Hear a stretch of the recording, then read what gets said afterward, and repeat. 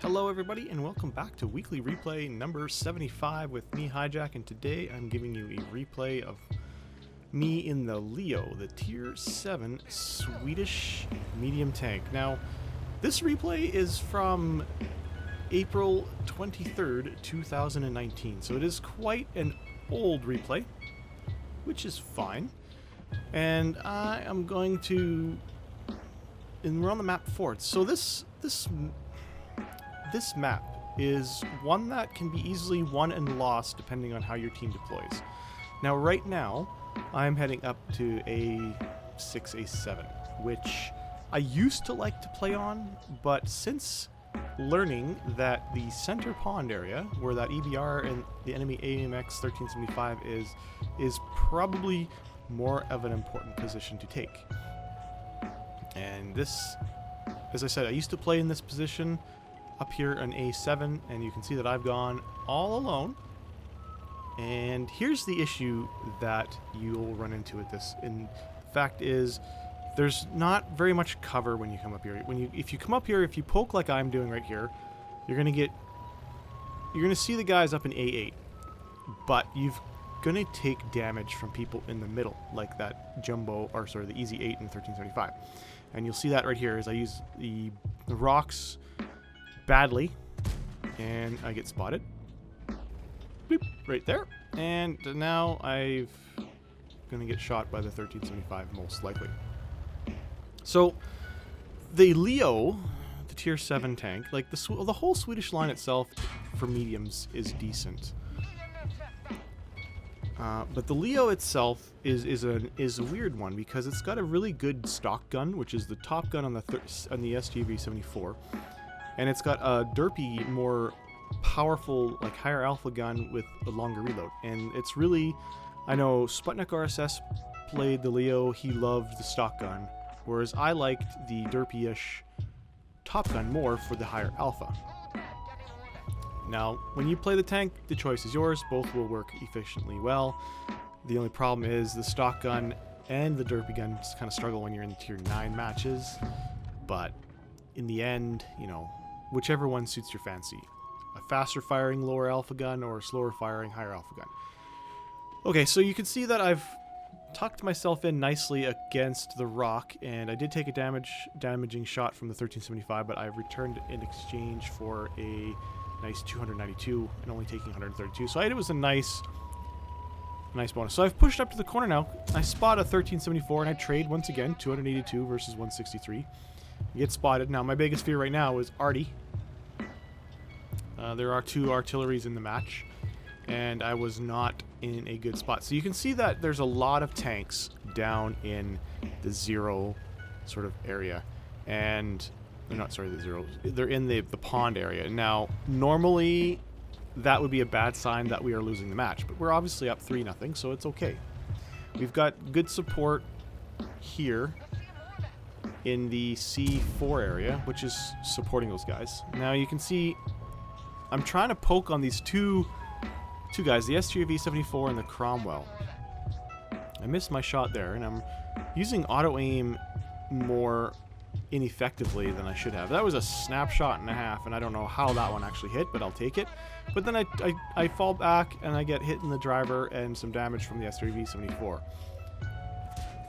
Cromwell hits me, and I don't know why I didn't return fire there, because I was looking at the 74 and not the Cromwell. So I'm going to try and snapshot the Cupola snipe. I miss, and the problem with that position is, as you just saw, I bounced a shot from the T-43 who's in the middle. And that's why poking that ramp there is so bad when you don't have control of the middle, because you're going to get hit in the back because those guys can see you, and it's just going to cause a bad time. The Cromwell and the STV-74, they're stuck. They're stuck up there. They're not going to push because, for the exact same reason, somebody could, from our team, be sitting here in D4 and shoot them easily enough while the A43 is up top there. So the STRV-74, looks like he was able to get a shot down on the guys in B4 in the bushes, which was, which was a good call for him, but we need to take care of those guys. So they've pushed down the ramp a little bit, and I use auto aim again. I don't know, like I said, this is April 2019, and I don't know why I'm using auto aim so much and relying on that instead of the zoomed in mode, but we'll just take out the Cromwell right there. So we're up 7-5, so it still can go anywhere, anyone's game, and I don't think that was an artillery shot, I think that was a T-43 shot. I've pushed up here. Now, if you look at the map and you count the tanks that have been spotted from the enemy team, right, you'll count 13, plus 2 artillery makes 15. So I'm pushing up here thinking there's going to be more guys up here, when in reality, if you count the enemy tanks on the minimap, I would have known that all the enemy tanks in the game have been spotted, and their previous positions have been known, if they're not currently spotted. And then there's nobody up here. Granted, the E-25 could have relocated around the map, but that's probably not going to be the case. And there you go, he's right there. So we're up 8-5, and I went up to this spot here in A8 and basically wasted time. I'm sitting here hoping for a shot on the T-43.